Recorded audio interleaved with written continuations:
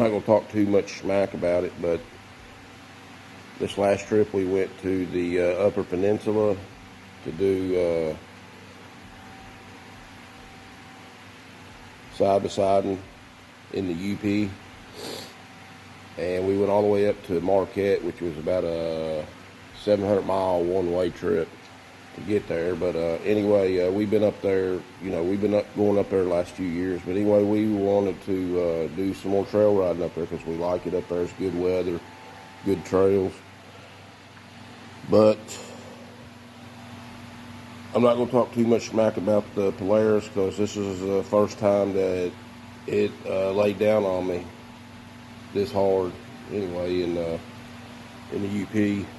But anyway, after about 5 days into it, we got 4 good days, maybe 5 good days of trail riding. And the transmission started acting up. So we were in the woods and I felt it acting funny, so I told Julie that we should get out of the woods and get out on the blacktop. And we were 80 miles from the campground, so that tells you how much good riding there is. We'd already done like 80 miles. We had like another 80 miles that we were going to go one way. We were going to try to do about a 200-mile round trip.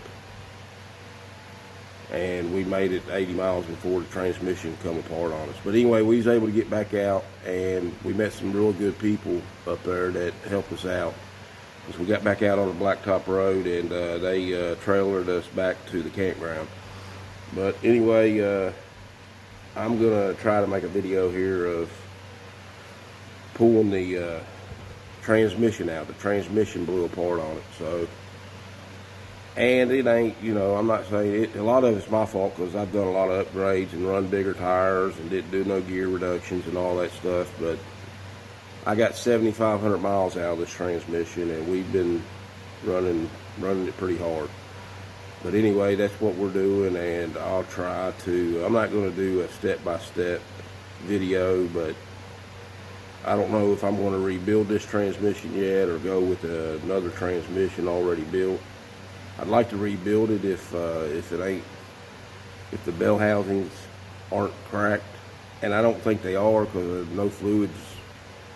Some fluid ran out of it, but I think it ran out around the axle where the axles go into the transmission, or transaxle, whatever the right terminology is. But anyway, that's what we're doing.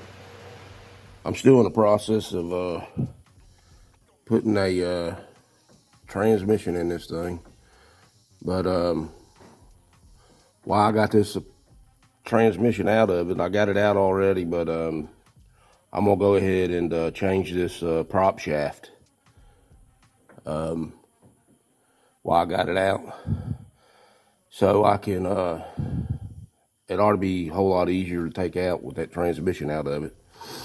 So anyway, once you get the transmission out, you got to get the snorkel gear out of the transmission while you're pulling it out. But this is on the front part of it where the drive shaft connects, the prop shaft connects to the front differential. I've already had this off here once because I had to change this front differential out already once. I hope I ain't got to do that again right now, but anyway, all you got to do is, there's a pin there, and I've already got it almost halfway out, more than halfway out. You take a punch and a hammer and hit the shit out of it, get it started, and then it'll start coming out. Anyway, that's what I'm doing right now. I got a new prop shaft coming from Rocky Mountain ATV. I really like Rocky Mountain ATV because they got some of the best prices on OEM parts. But one thing I learned today is they don't give a military discount. I kind of frown on that, But they do beat the OEM Polaris prices on everybody that I've seen so far. But anyway, I ain't ordered it yet, but I've got it in my cart, and I'm waiting until the first of the month to order all this stuff. But anyway, that's what we're doing now. Thanks. Okay, guys, I'm not very good at these videos, but I'm gonna try to update a little as I go. And the first thing I had to do was take the dump bed off of it to get to all this. Second thing I did was I pulled the back tires off of it. And the third thing I did was I popped the axles out. Well, I broke the hubs off the A-arms so it give enough travel to, hopefully I won't have to take all that apart. It's my thinking. But next thing I took the air box out. Took the air box out, and the main reason I did that was so I could get the cover off of the clutches. That's a Dura clutch too, so I highly recommend the Dura clutch if you didn't know that already. But anyway, we got a video on that too somewhere. But anyway, my next step is to get the primary and the secondary clutch off of there. But I took that air filter box off so I could get that cover off. It's needed to get it out of my way, and I ain't never done this before either, but anyway, I gotta get them clutches off. That's the next step. Right now I'm gonna take a beer break. Alright guys, I got the clutches off, the primary and the secondary, air box,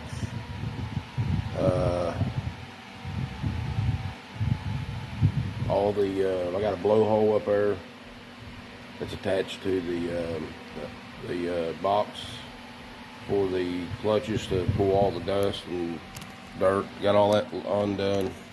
I think the next thing I need to do is I gotta look at this fuel rail, and I gotta get this I ain't 100% sure what it's called, but I think it's a air to fuel mixture box, because that's my throttle body. I'm gonna pull that whole box off and get that out of my way. And I think that's my next step, but I'm not doing that tonight. I do all this stuff on my spare time. You know, I don't do this full time, so I gotta do it on my, I've always called this my second job. So, but anyway, I'm gonna look at that fuel rail a little closer, and I'm probably gonna pull that completely off because I don't want to bend that or mess that up, and then look at all these other connections. But, and the shift linkage, I gotta take that off.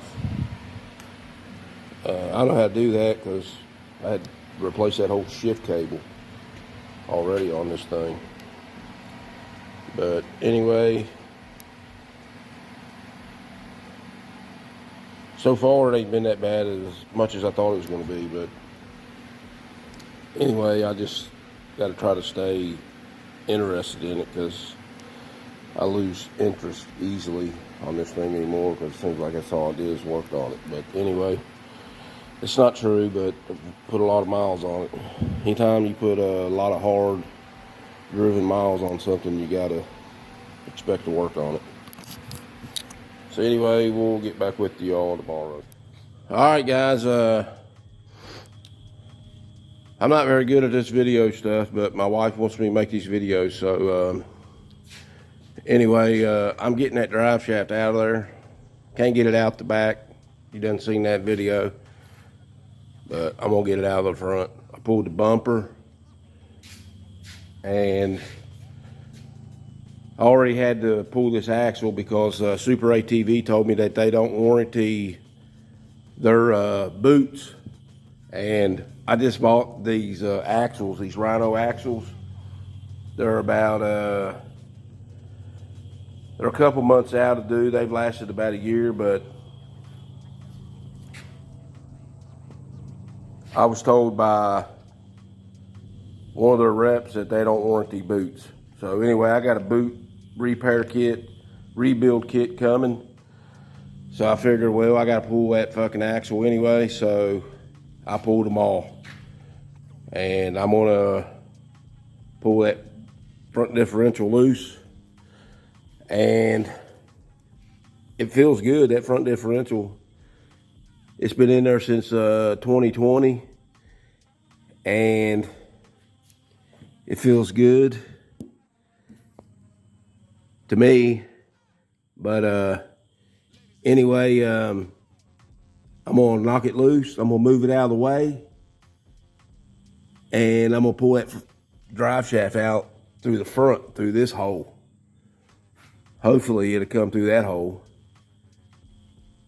It's coming out of that hole, I guarantee you, if I gotta make that hole bigger.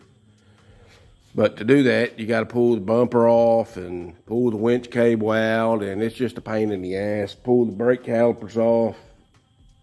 You gotta pull the hubs. You gotta pull the whole front end apart, really.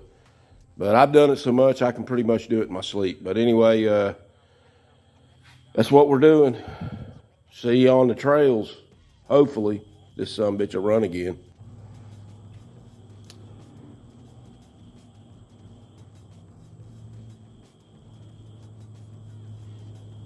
All right, guys, I got the differential laying over on the side. I don't know if you can see this, but I'm getting ready to pull that differential out this front end. So anyway, I just wanted to show this video. I just basically unbolted took the axles out of it, laid the differential, which is that box, to the side. I didn't disconnect any of the electrical wires or the breather tube or anything. Just wanted it out of my way, and I'm going to try to pull this thing out now. Let's see how it goes. All right, guys, well, it won't come out there. So this little piece here, it wants me to get that out of this hole, they want me to take that steering rack out, loose or whatever you want to do. I ain't doing that. I'm gonna cut this fucking bracket off. So we'll see how that goes. All right, guys, I told you that this was coming out of this front end whether it wanted to or not. I had to cut a little cross member off. I don't know what that piece is there for. I don't think Polaris knows what it's there for. But anyway, that's it. And that's where we're at. So I'm gonna pull it on out, hopefully, and see where we're at. There you go, guys. It's coming out. I don't know why the Polaris is, I guess they don't want nobody working on this stuff. But the only way I could have got this out was cut this thing in half, and I wasn't doing that. I don't think there's anything wrong with it. It's got 7,500 miles on it, but I'm gonna put new boots on it and rebuild it, and it's gonna be my spare. So anyway, it's coming out.